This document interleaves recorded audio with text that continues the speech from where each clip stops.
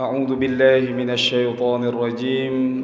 بسم الله الرحمن الرحيم. أحييكم بتحية الإسلام. السلام عليكم ورحمة الله وبركاته. الحمد لله رب العالمين وكفى، والصلاة والسلام على النبي المصطفى محمد صلى الله عليه وسلم، وبعد. رب اشرح لي صدري ويسر لي أمري واحلل عقدة من لساني يفقهوا قولي. اللهم علمنا ما ينفعنا وارزقنا علوما تنفعنا في الدين والدنيا والآخرة. اللهم زدنا علما وارزقنا فهما.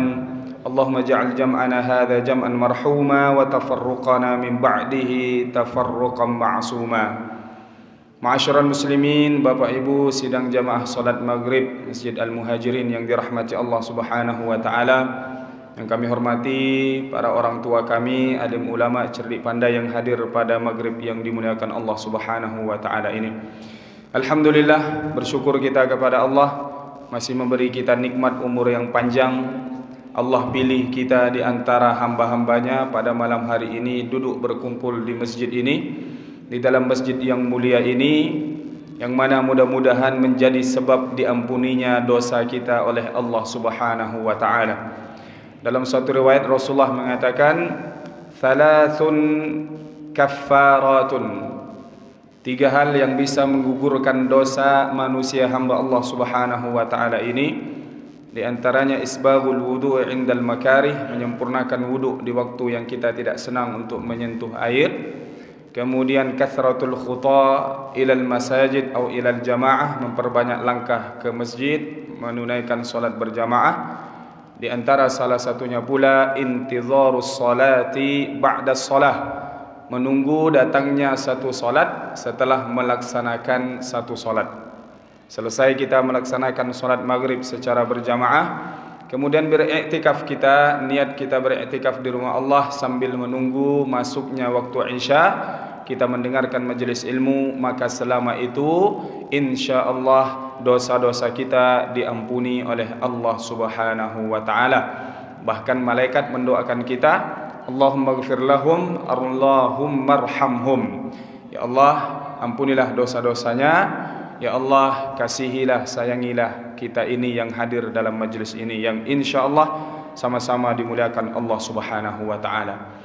Bersalawat kita kepada Rasulullah sallallahu alaihi wasallam. Allahumma salli ala sayyidina Muhammad wa ala ali sayyidina Muhammad. Assalamu alayka ya Rasulullah. Salawat yang kita baca, yang kita kirimkan, yang kita sampaikan, yang kita ucapkan lewat lisan kita ini menjadi salah satu bukti ungkapan rasa terima kasih kita kepada Rasulullah sallallahu alaihi wasallam, yang beliau telah mengorbankan nyawa beliau, keluarga, harta beliau, seluruh yang beliau miliki untuk kita umatnya yang hidup pada saat sekarang ini.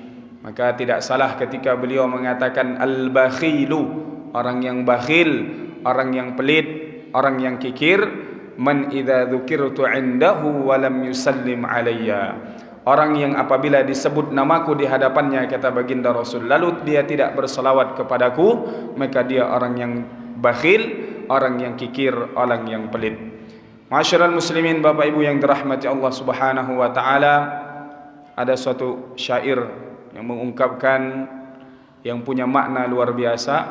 Dikatakan fardun ala nasi ayyatubu lakinna tarkadz dzunubi aujabu.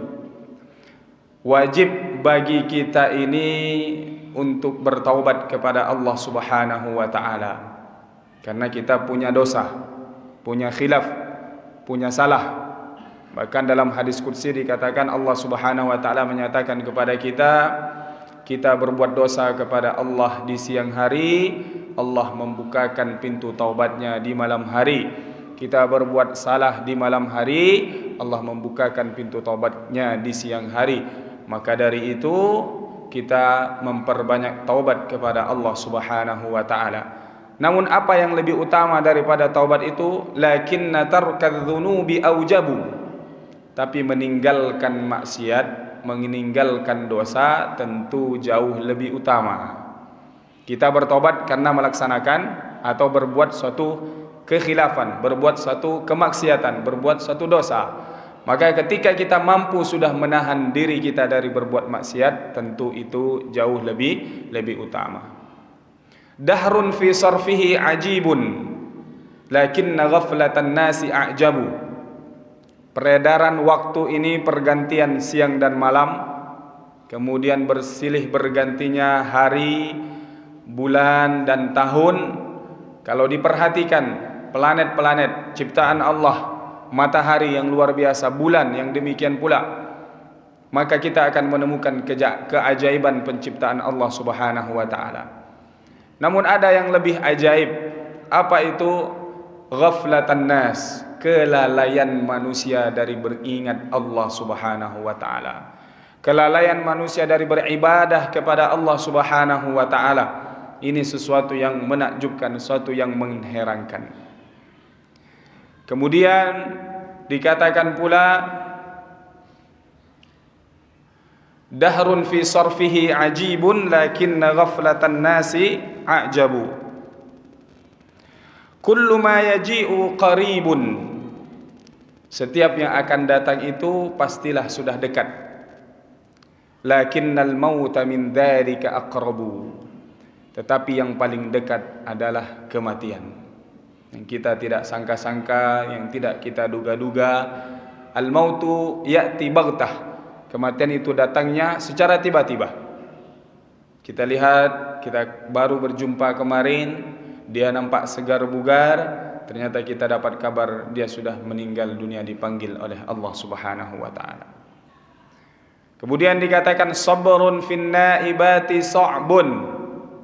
Bersabar dalam menerima ujian dari Allah Subhanahu wa taala memang berat. Lakinna fawata aw lakinna dia'ats thawabi as'abu. Tapi kehilangan pahala, kehilangan kebajikan, amal kebajikan kita itu jauh lebih susah lagi.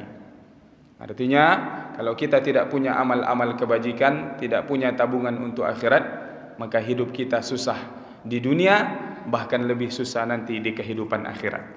Maka Bapak Ibu yang dirahmati Allah Subhanahu wa taala, suatu ketika Rasulullah sallallahu alaihi wasallam memberikan nasihat kepada sahabat beliau Abu Dzar Al-Ghifari radhiyallahu anhu wa ardhah. Abu Dzar Al-Ghifari nama asli beliau Jundub bin Junadah. Beliau dari Ghifar, dari daerah Yaman. Beliau sebelum masuk Islam seorang qati'ut thariq atau penyamun. Bahasa kita sekarang begal, suka merampas harta orang yang, atau menahan orang yang sedang dalam perjalanan, diambil hartanya. Tetapi begitu beliau masuk Islam, ya Masya Allah, beliau menjadi orang yang dekat dengan Rasulullah dan gemar belajar bertanya perkara-perkara agama kepada Rasulullah sallallahu alaihi wasallam. Kita pun ingat kisah beliau yang masyhur dengan pernah berselisih, ya, Abu Dzar Al-Ghifari ini dengan Bilal bin Rabah. Bilal bin Rabah kita tahu muadzin Rasulullah sallallahu alaihi wasallam dari Habasyah, dari Ethiopia. Orang Ethiopia ini berkulit hitam, ya, karena dari Afrika, bangsa Afrika. Maka suatu hari pernah, ya, Abu Dzar Al-Ghifari ini memanggil Bilal bin Rabah, mengatakan, "Ya Ibnal Aswad," wahai anak orang hitam. Jadi merasa sedih Bilal bin Rabah, merasa ya dilecehkan oleh Abu Dzar Al-Ghifari.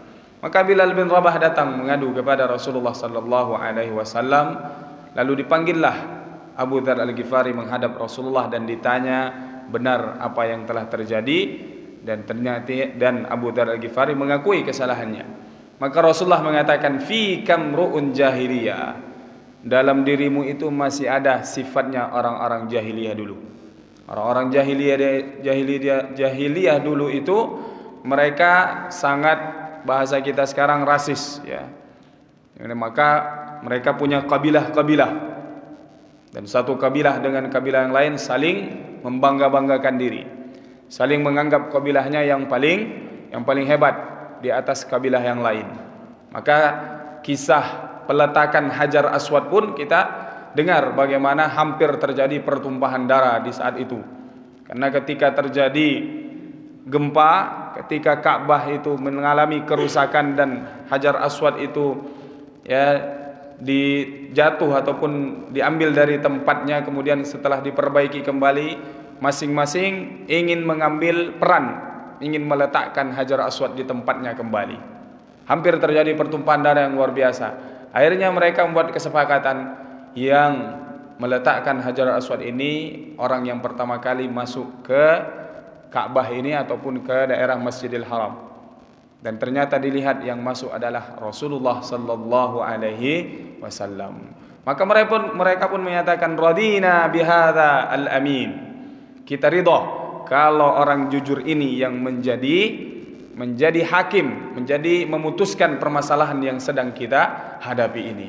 Karena Rasulullah memang sudah sejak muda sudah diketahui kejujurannya, amanahnya di kalangan orang-orang kafir Quraisy pada saat itu. Maka Rasulullah dengan kebijaksanaan beliau, dihamparkannya rida beliau, selendang beliau, diletakkan Hajar Aswad di tengah-tengah, dipanggil seluruh pimpinan kabilah untuk memegang setiap sudut daripada selendang beliau tersebut, lalu meminta untuk diangkat. Maka setiap kabilah sudah mengambil perannya. Maka ketika sudah hampir sampai di tempat Hajar Aswad itu, Rasulullah mengambil dengan tangan mulia beliau, meletakkan Hajar Aswad di tempatnya. Nah, ini contoh daripada di antara sifat bijaksananya Rasulullah sallallahu alaihi wasallam. Maka Rasulullah pun memperingatkan Abu Dzar Al-Ghifari, menyatakan, fi kamru'un jahiliyah, ya Abu Dzar, dalam dirimu itu masih ada sifatnya orang jahiliyah terdahulu.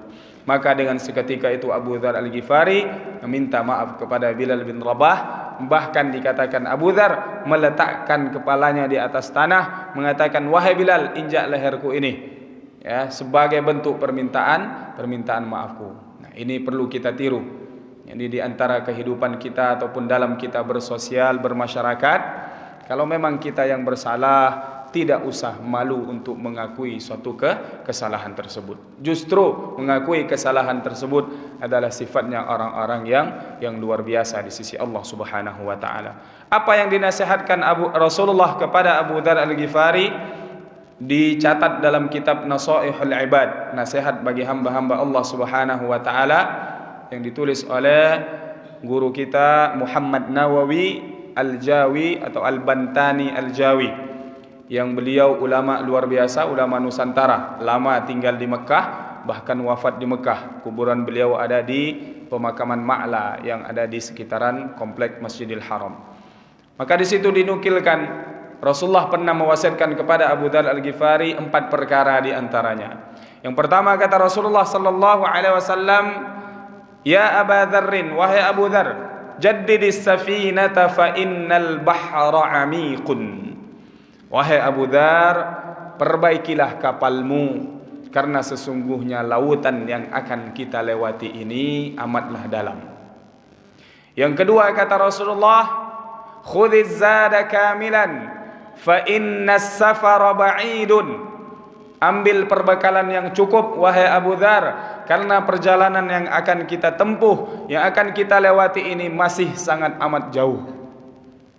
Wa khaffifil himlah fa innal 'aqabata ka'udun.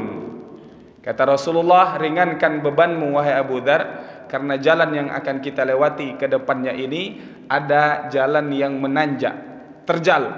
Susah kita melewatinya kalau kita membawa beban yang berat. Terakhir kata Rasulullah sallallahu alaihi wasallam, wa akhlisil amala fa innal naqida basirun. Wahai Abu Dzar Al-Ghifari, ikhlas dalam beramal, karena yang melihat kita, yang nanti akan menghakimi kita, dia maha melihat, Allah Subhanahu wa ta'ala. Maka yang pertama kata Rasulullah sallallahu alaihi wasallam, jaddidis safina, perbaiki kapalmu. Maka ditafsirkan oleh para ulama kita, makna arti daripada safinah, daripada kapal di sini adalah al-iman, iman kita. Iman kita diminta untuk diperbaharui oleh Rasulullah sallallahu alaihi wasallam. Kenapa? Karena iman inilah yang menjadi tolak ukur bagaimana kita hidup di permukaan bumi Allah Subhanahu wa taala ini. Semakin kuat iman kita, semakin mudah kita melewati hari-hari kita. Maka iman ini harus senantiasa diperbaharui, harus selalu diperbaiki. Maka suatu ketika Rasulullah menyatakan pula di hadapan sahabat, jaddidu imanakum, selalulah perbaharui iman kalian wahai para sahabatku, kata Rasulullah. Para sahabat pun bertanya, kaifa nujaddidu imanana ya Rasulullah? Bagaimana kami memperbaharui iman kami wahai Rasulullah? Apa jawab Rasulullah sallallahu alaihi wasallam? Beliau mengatakan, aktsiru min qauli la ilaha illallah. Perbanyak mengucapkan kalimat la ilaha illallah. Maka kita pun diminta ya, setiap bahkan setelah solat fardu ini, kalau bisa setelah selesai kita tasbih 33, tahmid 33, takbir 33, kemudian kita tambah pula dengan la ilaha illallah 33. Dengan demikian mudah-mudahan itu menjadi sebab kita memperbaharui iman kita. Karena iman kita ini pun yazidu wa yanqus ya. Ada kalanya iman ini bertambah, ada kalanya iman ini berkurang. Bagaimana agar iman kita selalu bertambah, selalu baik, selalu kuat kualitasnya? Maka perbanyak melakukan amal kebajikan. Yazidu bit ta'ah. Iman kita akan bertambah dengan ketaatan kepada Allah Subhanahu wa taala. Wa yanqusu bil ma'siyah. Dan ketika kita melakukan maksiat, iman kita berkurang. Maka dikatakan la yazni zani hina yazni wa huwa mu'min. Tidak berbuat ataupun melakukan perbuatan zina atau maksiat yang lain ketika seseorang itu berbuat maksiat tersebut, mencuri atau minum khamar, berjudi. Dia ketika berbuat maksiat kepada Allah Subhanahu wa taala, maka tidak ada iman dalam dirinya. Dicabut iman tersebut karena tidak bersatu antara iman dan maksiat itu dalam diri seseorang. Nah, kalau kita sudah berbuat maksiat, dicabut iman kita ini, ketika kembali iman itu tak lagi sama, berkurang nilainya, berkurang bobotnya. Maka kalau selagi terus berbuat maksiat, semakin berkurang kualitas iman kita. Kalau kurang iman kita, ya susah kita untuk menunaikan perintah Allah Subhanahu wa taala, kewajiban kita kepada Allah Subhanahu wa taala. Dalam Al-Qur'an banyak disebutkan ciri-ciri orang-orang yang beriman kepada Allah Subhanahu wa taala ini. Innamal mu'minuna alladzina idza dzukirallahu wajilat qulubuhum.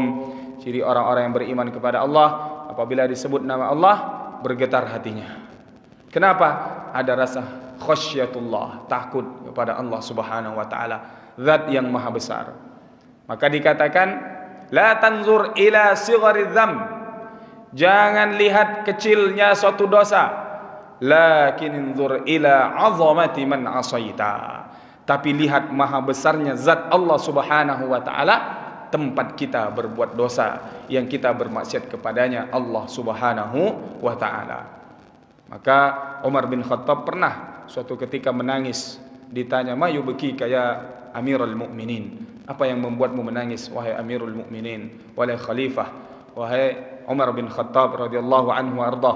Beliau mengatakan, saya menangis karena takut jangan-jangan ada permasalahan yang saya anggap sepele, ternyata itu besar di sisi Allah Subhanahu wa taala. Maka kita pun ingat kisah bagaimana seseorang yang dipaksa untuk melakukan suatu dosa, disuruh milih 3, minum khamar, kemudian berzina, dan membunuh. Nah, dia lihat nampaknya minum khamar ini lebih ringan, dia dicambuk hukumannya, maka dipilih dia minum khamar. Tapi ternyata setelah dia mabuk, dia melihat wanita, dia pun timbul syahwatnya berzina. Dia melihat anak kecil, takut anak kecil ini menjadi saksi atas perbuatannya dan menceritakan aibnya, dibunuhnya anak kecil itu. Jadi dari dosa yang dianggapnya kecil malah berbuah dosa-dosa besar di sisi Allah Subhanahu wa taala. Maka ini yang pertama yang dinasihatkan Rasulullah kepada Abu Dzar Al-Ghifari, perbaiki imanmu, selalu jaga iman kita, karena perumpamaan kehidupan yang kita lewati ini ada seperti lautan, ya, luas, ya, tak bertepi, dalamnya tak terkira.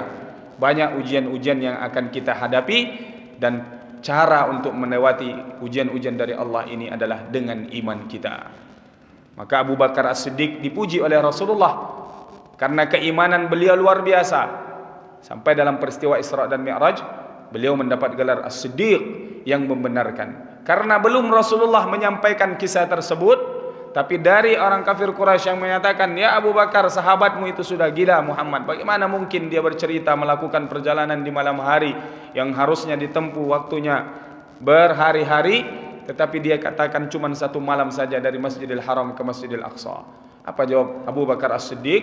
Kalau itu yang dikatakan Muhammad, la sadaqtu. Bahkan kalau yang lebih aneh lagi yang disampaikan daripada itu, tetap aku mempercayainya, kata Abu Bakar As-Siddiq. Maka Rasulullah mengatakan, la wuzina imanu Abi Bakar. Kalaulah imannya Abu Bakar ini ditimbang, ditakar bi imani hazil ummah, dengan imannya umat ini, la rajahat imanu Abi Bakar. Masih akan berat lagi imannya Abu Bakar As-Siddiq radhiyallahu anhu wa arda. Maka beliau pun menjadi manusia terbaik dari kalangan, di luar dari kalangan para nabi dan rasul, yakni manusia terbaik setelah Rasulullah sallallahu alaihi wasallam.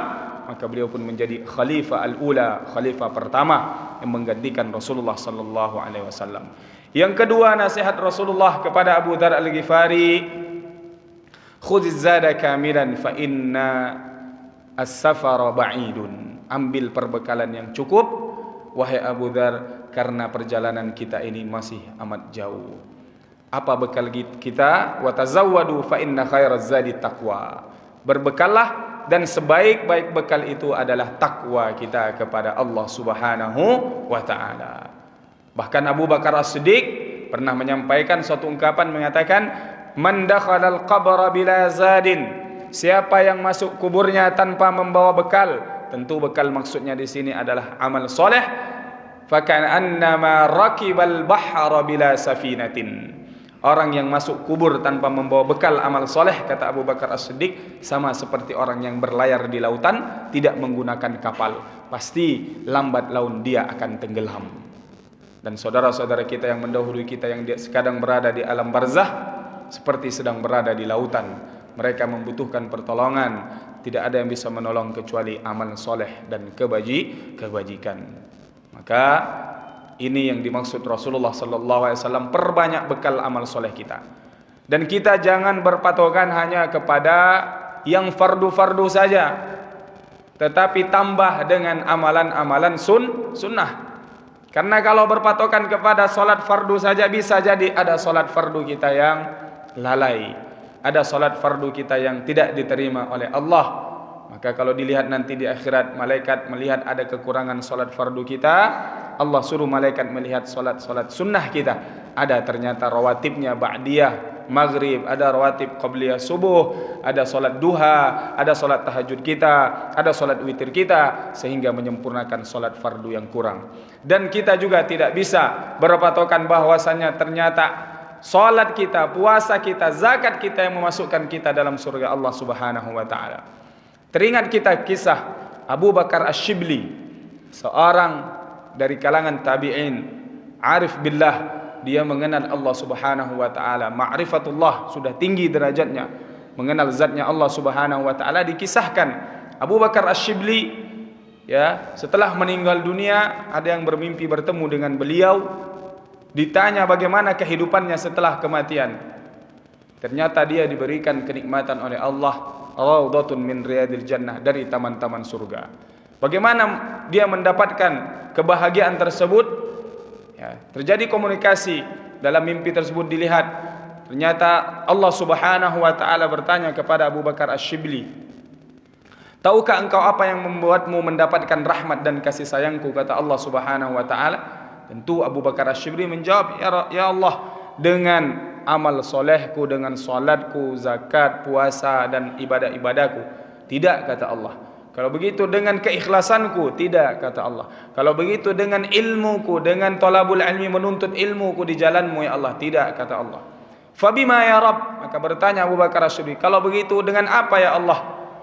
Kata Allah Subhanahu wa taala, ingatkah engkau suatu ketika di musim dingin di kota Baghdad? Karena Abu Bakar Asy-Syibli beliau lahir di Baghdad, wafat di Baghdad di Irak. Suatu ketika di musim dingin engkau berjalan, dan dalam perjalananmu di kota Baghdad itu engkau menemukan seekor hurrah, anak kucing, yang sedang kedinginan. Engkau ambil, engkau masukkan dalam jubahmu, engkau hangatkan, engkau belai dia. Karena kasih sayangmu kepada makhluk ciptaanku, kata Allah, maka aku pun berkasih sayang kepadamu. Maka amalan-amalan yang lain bisa jadi yang kita anggap itu kecil, remeh, sepele, tetapi ternyata itu memasukkan kita dalam surga Allah Subhanahu wa taala. Maka bekal amal soleh ini apa saja? Bahkan Rasulullah katakan, la tahqiranna syai'an ma'rufan, jangan menyepelehkan amalan baik. Walau an talqa akhaka biwajhin taliqin, walaupun itu hanya tersenyum ketika bertemu dengan saudaramu, karena tabassumuka fi wajhi akhika sadaqah, senyummu ketika bertemu saudaramu itu sedekah di sisi Allah Subhanahu wa taala.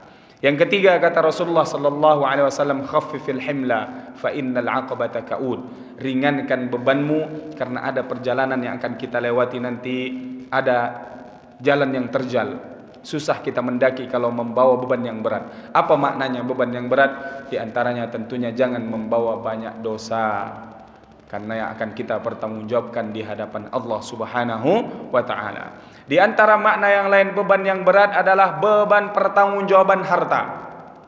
Rasulullah berdiri di depan pintu surga, melihat banyak yang masuk surga Allah Subhanahu wa taala adalah orang-orang miskin. Karena mereka mudah dihisap, karena tidak banyak harta yang dipertanggungjawabkan di hadapan Allah. Suatu ketika Rasulullah pun bersama para sahabat yang lain menyatakan, tahukah kalian, wahai para sahabatku, ada nanti di antara kita yang melewati jalan yang terjal, susah dia untuk mendaki karena membawa beban yang berat. Maka salah seorang sahabat bertanya, aminal muthaqqilina ana ya Rasulullah aminal mukhaffifin, kira-kira ya Rasulullah saya ini orang yang membawa beban yang berat atau membawa beban yang ringan? Maka Rasulullah bertanya, indaka ta'amul yaum, kamu punya makanan hari ini? Punya ya Rasulullah. Kamu punya makanan esok hari? Punya ya Rasulullah. Kamu punya makanan esok lusa? Tidak ada ya Rasulullah. Sahabat ini cuma punya perbekalan di rumahnya untuk bisa dimakan 2 hari. Kata Rasulullah, ketahuilah, orang yang sudah punya perbekalan di rumahnya bisa dimakan 3 hari, dia sudah masuk kategori orang yang bawa beban yang berat untuk dipertanggungjawabkan di hadapan Allah Subhanahu wa taala. Maka kita pun mendapatkan kisah bagaimana sahabat Rasulullah Abu Bakar, Umar bin Khattab di malam hari pernah keluar dari rumahnya, bertemu dengan Rasulullah di perjalanan tersebut. Ditanya 2 orang sahabat ini, ma akhrajakuma, apa yang mengeluarkan kalian di malam hari ini wahai sahabatku? Abu Bakar menyerahkan hartanya seluruhnya kepada Rasulullah, Umar bin Khattab separuh hartanya kepada Rasulullah. Apa jawaban 2 sahabat ini? Mengatakan, al-ju'u ya Rasulullah, rasa lapar wahai Rasulullah, tidak ada makanan di rumah mereka. Lalu Rasulullah pun ditanya, apa pula yang mengeluarkan engkau ya Rasulullah di malam hari ini? Al-ju', juga rasa lapar, kata baginda Rasulullah sallallahu alaihi wasallam. Mereka orang-orang yang dekat dengan Allah Subhanahu wa taala, ya, mendapatkan penderitaan, mendapatkan ujian, cobaan yang dahsyat, yang luar biasa. Maka di antara cara membawa beban yang ringan untuk dipertanggungjawabkan di hadapan Allah Subhanahu wa taala, meninggal dunianya kita tidak banyak meninggalkan harta. Harta begitu kita meninggal bukan lagi milik kita, langsung menjadi milik ahli waris kita. Tetapi kita yang mempertanggungjawabkan di hadapan Allah Subhanahu wa taala.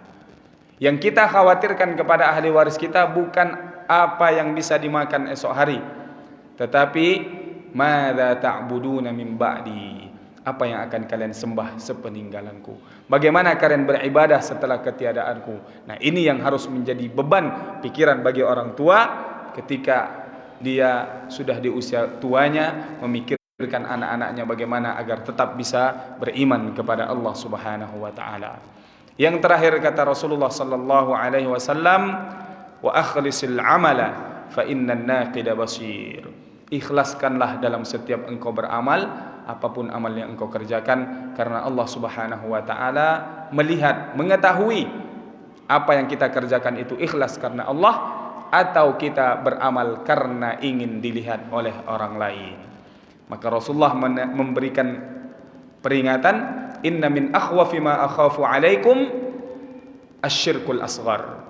Yang paling aku khawatirkan kepada kalian wahai umatku adalah syirik kecil. Apa syirik kecil itu? Ria. Ingin dilihat oleh orang. Maka orang-orang yang beramal dengan ria ini nanti di akhirat mereka disuruh oleh Allah Subhanahu wa taala, cari orang-orang yang kalian perlihatkan dulu amal kalian semasa hidup di dunia.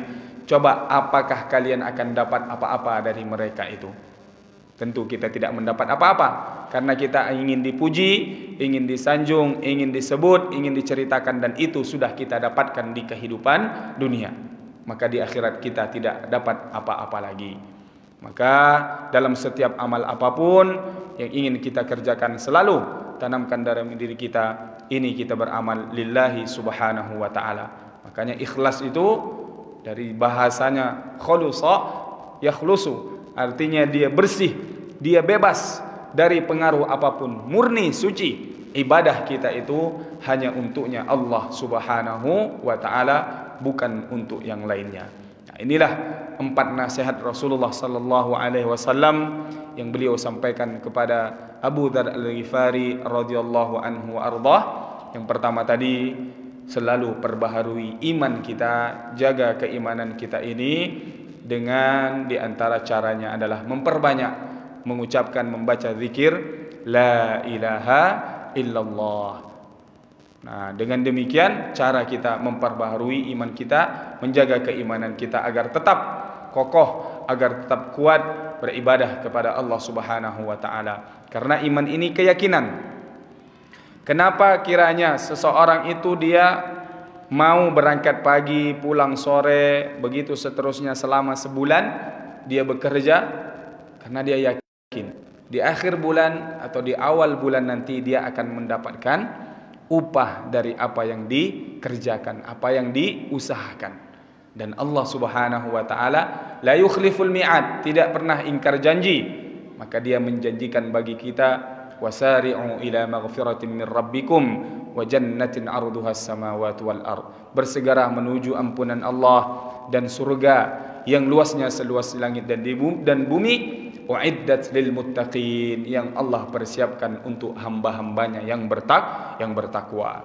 Maka kita pun diajarkan doa, Allahumma ahyina bil iman wa amitna bil iman wahsyurna yaumal qiyamati ma'a zumratil mu'minin aw ma'al iman. Ya Allah, hidupkan kami dalam kondisi beriman dan wafatkan kami juga dalam kondisi beriman. Bangkitkan kami di akhirat nanti bersama barisan orang-orang yang beriman kepada Allah Subhanahu wa taala.